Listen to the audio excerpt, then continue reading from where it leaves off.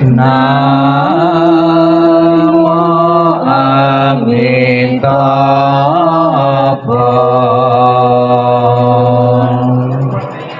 Namo Amitabha.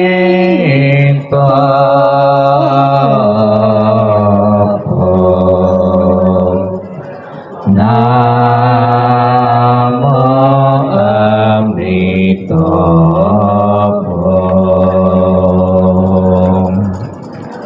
Namo Ketika aku mengantar kepergianmu, rasa duka diubah menjadi senandung yang indah. Setiap kata adalah doa kedamaian. Perjalanan kelahiran kembali sejuk dan cerah. Wajahmu tak terlupakan di dalam hatiku. Saat-saat kita bersuka cita seperti baru berlalu. Tiada yang dapat mengganti keberadaanmu.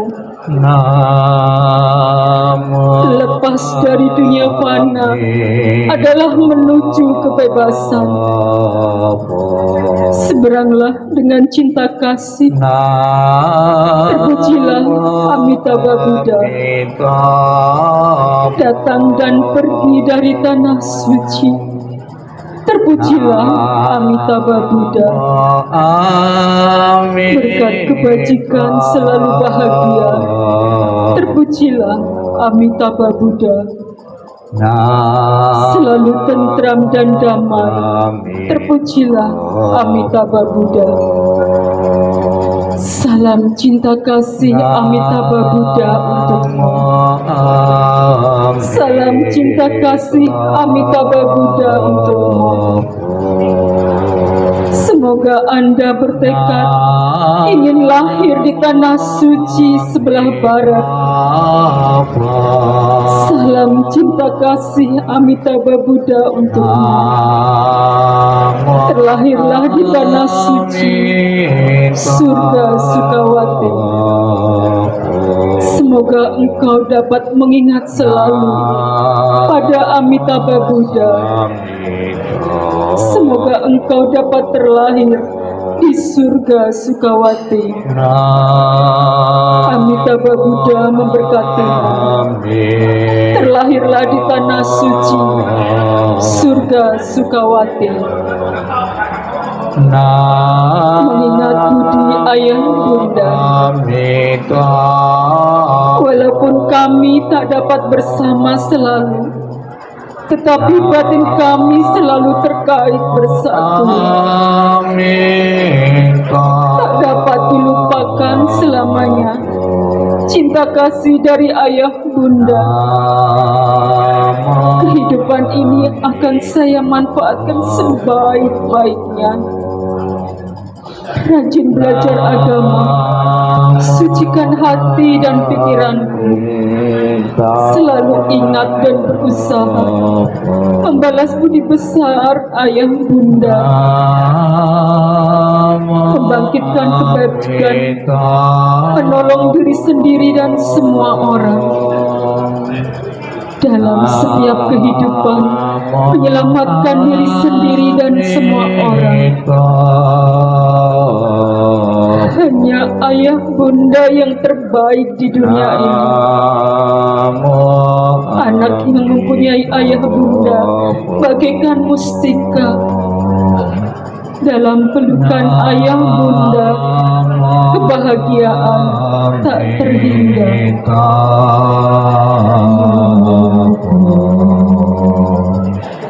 Namo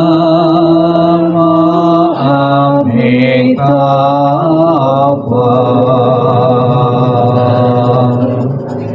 Namo Amitabha.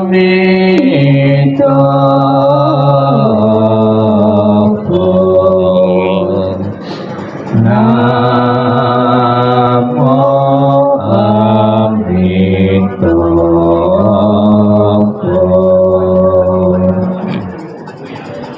Terimalah salam di dalam Dharma, Namo Sang Hyang Adi Budaya, Namo Budaya, dan salam sejahtera bagi Bapak Ibu saudara sekalian. Kembali pada kesempatan malam hari ini, malam terakhir di mana jenazah almarhum Bapak Effendi disemayamkan di tempat ini. Kemarin sebelum tutup peti, pasti keluarga datang ke tempat peti, penjualan peti. Ketika datang di tempat penjualan peti, keluarga bisa melihat, mengamati di tempat penjualan peti itu ada beberapa ukuran-ukuran peti mati. Ada yang ukuran kecil, ada yang sedang, ada yang besar. Kita bisa menyimpulkan bahwa orang mati itu ternyata tidak tergantung umur seseorang. Kecil, ya, bayi, bahkan sebelum lahir pun ada juga yang mati. Itu bisa disimpulkan umur seseorang tidak menjamin seseorang untuk tetap bertahan hidup. Itu pelajaran yang pertama di tempat penjualan peti. Yang kedua, di tempat penjualan peti kita bisa melihat ada peti mati yang ditempeli atribut-atribut keagamaan, simbol-simbol keagamaan. Di luarnya ditempeli salib, kemudian ada Konghucu, ada Taoisme, ada Buddha juga di situ. Bisa kita simpulkan, kamu mau beragama apapun, kamu pun juga akan mengalami kematian. Terbukti di situ sudah disiapkan peti mati sesuai dengan agama yang dianut oleh seseorang.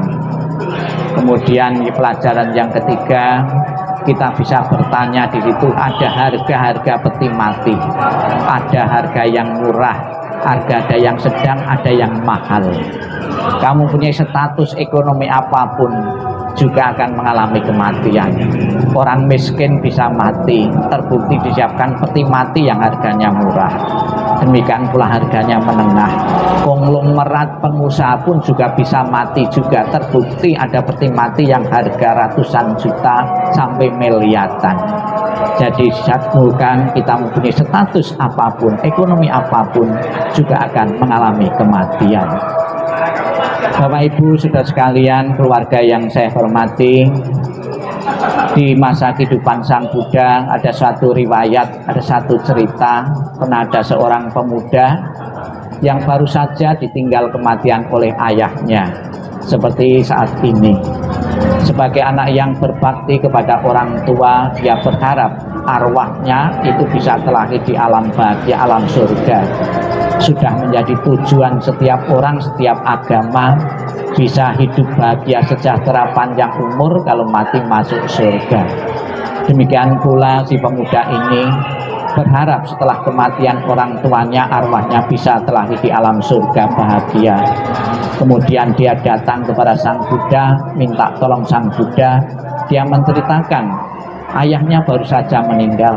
Sang Buddha, saya mohon dengan cara apa agar orang tuaku yang telah meninggal bisa masuk alam bahagia, alam surga.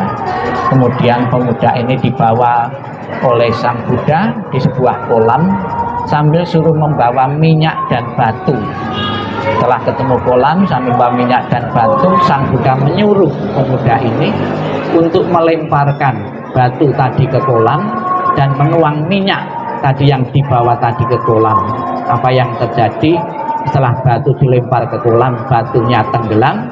Setelah minyaknya dituang di kolam, minyaknya terapung. Setelah melihat batu tenggelam dan minyak terapung, Sang Buddha menyuruh pemuda ini, sekarang pemuda, kamu undang rohaniwan-rohaniwan dari berbagai penjuru yang kamu kenal untuk memanjatkan doa di tempat ini agar batu yang tenggelam bisa terapung, agar minyak yang terapung bisa tenggelam.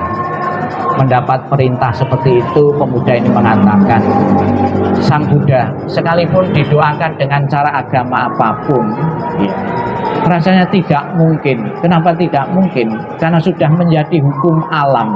Sesuatu yang berat akan tenggelam di air, sesuatu yang ringan akan terapung di air.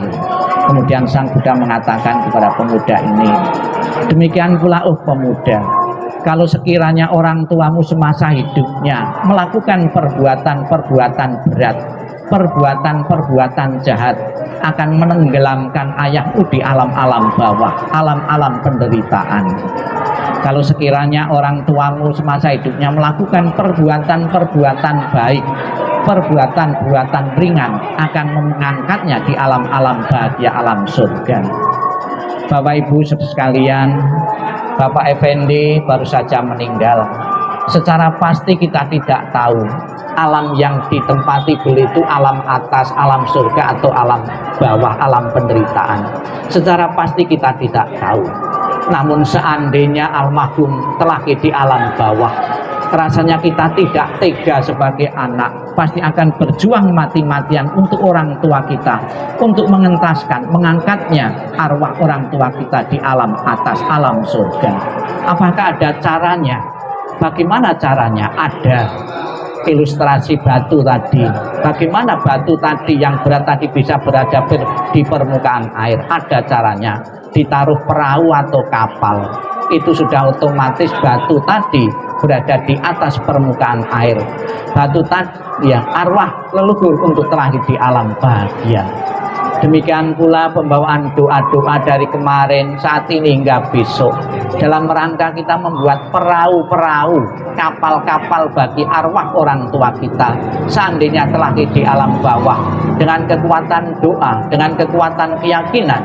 Lebih-lebih Buddha Amitabha di dalam janjinya yang ke-18 mengatakan, barang siapa menyebut namaku, mengulang namaku dengan penuh keyakinan dan berharap untuk terlahir di alam surgaku, maka aku akan menjemput arwah itu dan menempatkan di alam surgaku. Semoga apa yang menjadi harapan keluarga almarhum sepeninggal ini benar-benar terlahir di alam surga Sukawati, yang menjadi dambaan dan harapan semua orang benar-benar menjadi kenyataan dan keluarga, sehingga bisa merelakan, mengikhlaskan kepergian almarhum menuju alam yang lain.